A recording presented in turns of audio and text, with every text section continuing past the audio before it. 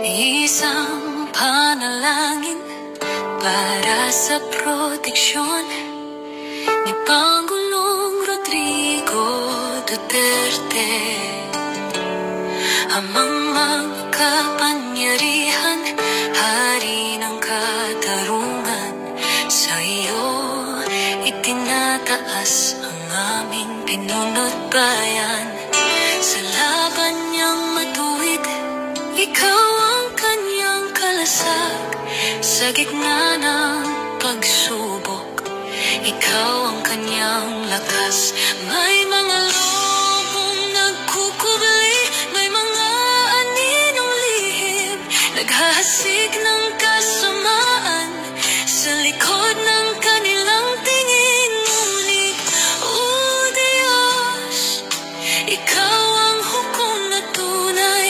Ilan tabang kasinungalingan ang masamay, biguin ng tuluyan.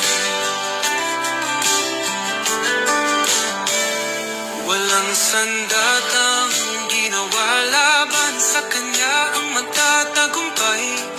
Ang boses ng paninirang puri ay iyong pupukpukin at mawawawasak. Yakapin mo siya, O Panginoon, sa iyong banal na kandungan. Sa mga biglang ng kaaway, iligtas siya mula sa panganib at unanib at palinira. Ayugan mo siya ng mga anghel mong tapat, upang sa bawat hakbang siya'y iyong ingatan. Ang namalalaan sa iyong lilim ay magpapahinga sa iyong duligan.